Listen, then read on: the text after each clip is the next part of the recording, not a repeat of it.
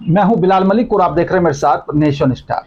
बात करेंगे उत्तराखंड में एक अलग ही खेल खेला जा रहा है। उत्तराखंड में जमीन की बंदरबाट की जा रही है। आरोप यह भी लगाया जा रहा है कांग्रेस की तरफ से कि जो बड़े अधिकारी हैं कापोष है और साथ ही यहाँ पर जो है सफेद पोशों की भी यहाँ पर उसमें मिली भगत है।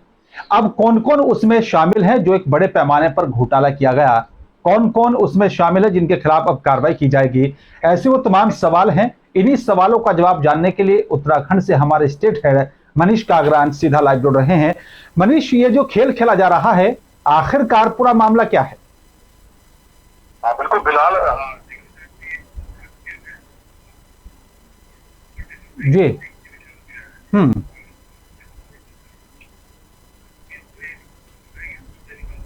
हम्म।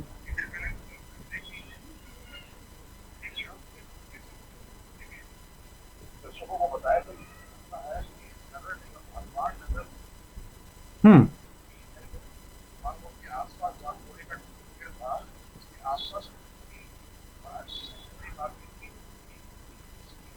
हम्म। हम्म। हम्म। हम्म। हम्म। हम्म। जी।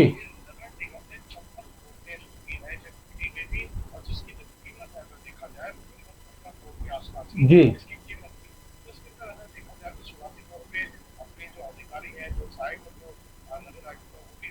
जी।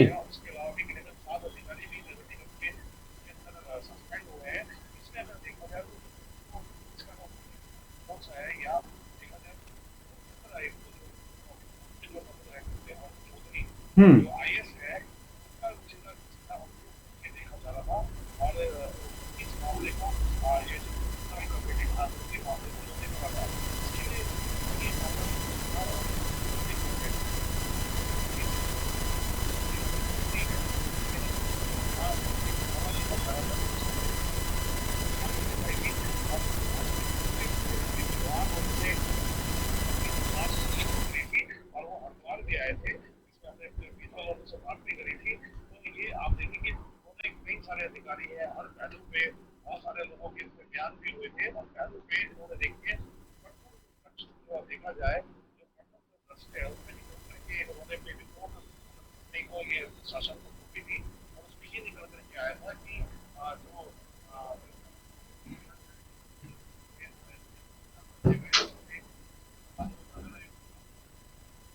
जी।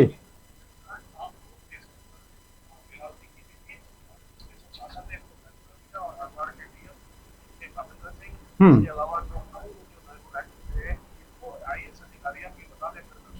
हम्म। हम्म।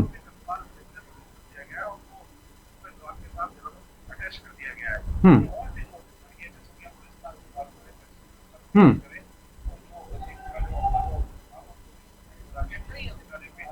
हम्म।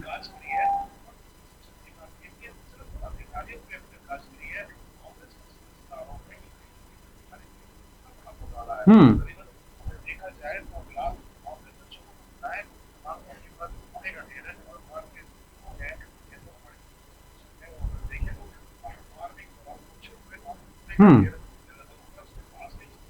हम्म। हम्म।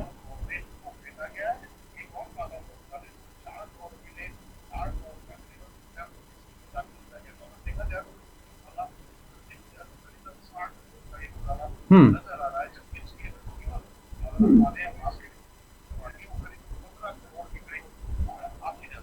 हम्म।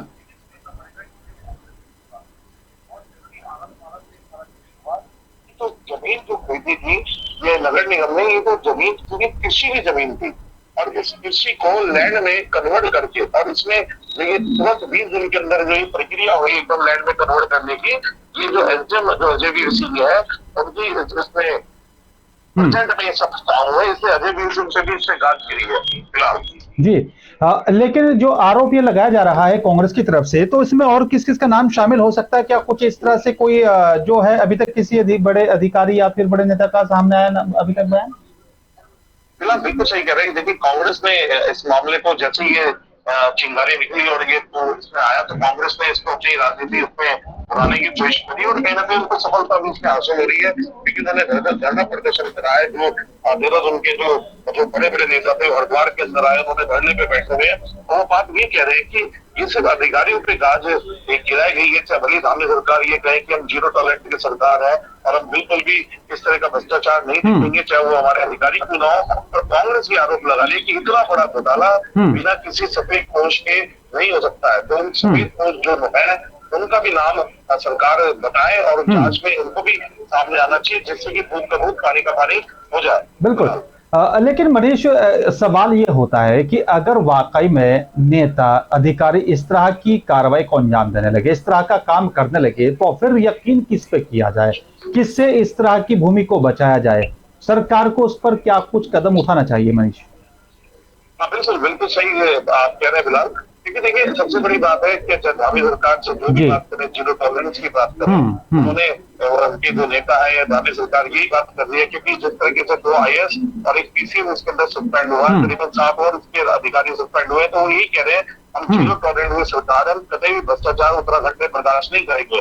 और देखिए ये इतना बड़ा जो काम है ये कैसे हो गया एकदम इतनी जल्दी, तो ये एक कहीं ना कहीं प्रश्न चिन्ह यहाँ पर लगाया जाता है। और एक और चीज बताएं, इसके अंदर जब ये बात निकल करके आई है, सारी जो सचिव थे रणवीर चौहान जो सचिव थे, उन्होंने इसमें जांच करी और जांच करने के बाद अपनी रिपोर्ट जो सौंपी है, उस रिपोर्ट के सौंपने के आधार पे तो ये जो चीजें हैं, जो ये 2 IAS और 2 PC से इनको जो सस्पेंड करा गया है, ये उसके आधार पे ही हुई है।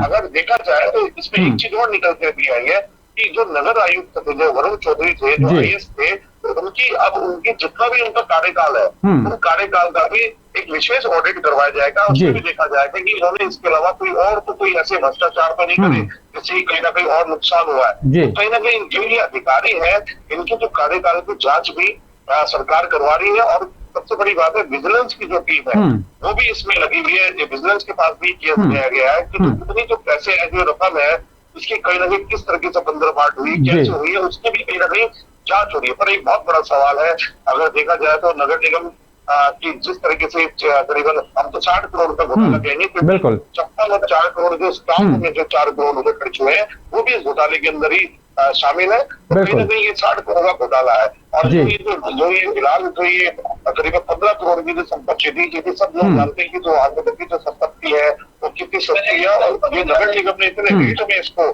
भेजा है, ये कहीं ना कहीं प्रसिद्धि है। और कहीं ना कहीं आने वाला समय अगर देखा जाए तो सरकार के लिए टफ हो सकता है, क्योंकि प्रशासन या अपन बात करें विपक्ष की, तो विपक्ष कहीं ना कहीं इसकी प्लानिंग बहुत तेजी से बना रहा है, कहीं ना कहीं घेरने की कोशिश कर रहा है। बिल्कुल।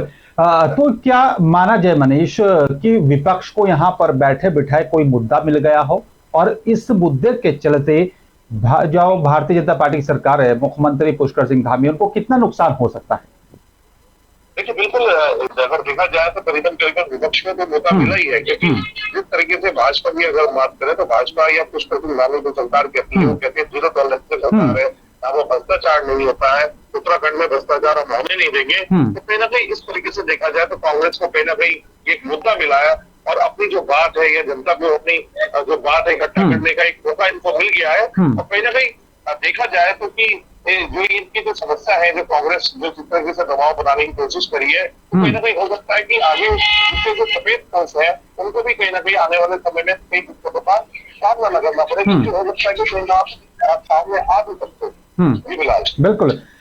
तो आगे की इस पूरी रणनीति को लेकर जो कांग्रेस ने ये चेतावनी भी दी है कि जब तक बड़े अधिकारियों को खिलाफ जो है कार्रवाई नहीं की जाएगी, नेताओं के खिलाफ कार्रवाई नहीं की जाएगी, तो आंदोलन ये चलता रहेगा। तो विपक्ष की यहाँ पर खासकर कांग्रेस की क्या कुछ रणनीति हो सकती है? बिल्कुल, अगर देखा जाए तो देखिए सबसे पहले अब जो विपक्ष था, विपक्ष सबसे पहले ये अड़ गया था कि ये 56 करोड़ का घोटाला है, इस पे जांच होनी चाहिए। और कहीं ना कहीं सरकार को आनंद पानंद में इसमें जान भी बिठानी पड़ी। मैंने बताया कि सचिव जो रणवीर चौहान थे उनको जांच सौंपी गई। जो रणवीर चौहान थे वो हरिद्वार आए, उन्होंने सारे अधिकारियों से बात करी, IAS से बात करी, SGM से बात करी, और जो और भी अधिकारी थे उनसे भी उन्होंने बात करी। और जो बात करने गए उन्होंने 29 मई को शासन को अपनी रिपोर्ट सौंपी थी फिलहाल। और इस रिपोर्ट में ये जो प्रथम दस्ते जो देखा गया है, तो प्रथम दस्ते में उन्होंने यही माना गया है कि जो 2 IAS और एक PCS और जो अधिकारी है वो इसके तौर पे जिम्मेवार है, कहीं ना कहीं उनकी जो मिली भगत है इसमें दिखती जी, है। जी। तो कहीं ना कहीं अब जो तरह से रिपोर्ट सस्पेंड हुए हैं, इसके बाद जांच चलेगी। जी। शासन ने भी, अगर हम बात करें भारतीय सरकार की, भी उन्होंने अलग अलग विभागों को इसकी जांच दी है, क्योंकि सबसे बड़ी बात यह है कि फिलहाल ये जो चीनी बंदर बाट हुई है या दूसरे की बात हुई, तो इसमें कुछ जो पैसा है वो कहा गया, तो इसमें विजिलेंस भी इसमें पीछे लगी हुई है। दूसरी बात, अगर हम बात करें एक सबसे बड़ी जो जिम्मेदारी है वो ये है कि तो ये 56 करोड़ रुपए गए हैं, इनको वापस लाना है। तो कहीं ना कहीं सरकार ये बात कर रही है कि तो जितने जो पैसे हैं ये वापस लाए जाए, किस तरीके से ये वापस भी आए, और ये रजिस्ट्री जो है वो कैंसिल हो, ये सारी प्रक्रिया इस समय चल रही है। और अगर हम बात करें बिलाल, तो कांग्रेस इसको लेकर के पकड़ करके बैठ गई है। सरकार के अंदर धरना प्रदर्शन हो रहे हैं और वो मुद्दे को पूरी तरीके से बुलाना चाहते हैं, दिखाना भी चाहते हैं कि प्रधान सरकार है उसमें कहीं ना कहीं उसका कार्यक्रम चुना पड़े। तो कहीं ना कहीं अगर देखा जाए सरकार के लिए भी ये समस्या कर रहे हैं।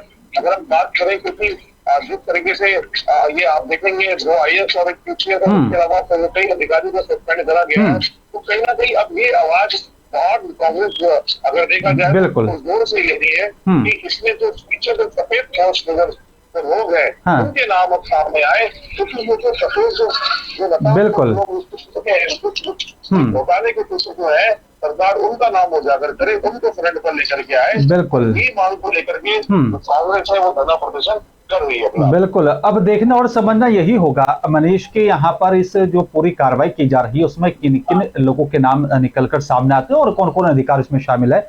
शुक्रिया आपका तमाम जानकारी साझा करने के लिए, आपका बहुत बहुत धन्यवाद। लेकिन बड़ा अहम सवाल यही है कि आखिरकार जो ये एक बड़ा घोटाला सामने आया है जिसमें बड़े अधिकारी शामिल है और उनके खिलाफ कार्रवाई की जा रही है, और लेकिन सवाल ये भी उठता है कि आखिरकार जो कार्रवाई की जा रही है और जो विपक्ष की तरफ से लगातार उन बड़े अधिकारियों और साथ ही जिन नेताओं का नाम उसमें शामिल है, जो नेता उसमें शामिल हो सकते हैं, उनके खिलाफ भी कार्रवाई करने की मांग की जा रही है। अब देखना और समझना होगा कि इसमें कौन कौन लोग शामिल हो सकते हैं। देखना और समझना होगा कि इस पूरी कार्रवाई में और क्या कुछ निकलकर सामने आता है, और देखना और समझना यह भी होगा कि जो जीरो टॉलरेंस की बात करने वाली सरकार अब आगे और क्या कुछ कदम उठाती है। फिलहाल मेरे साथ सिर्फ इतना ही। नमस्कार।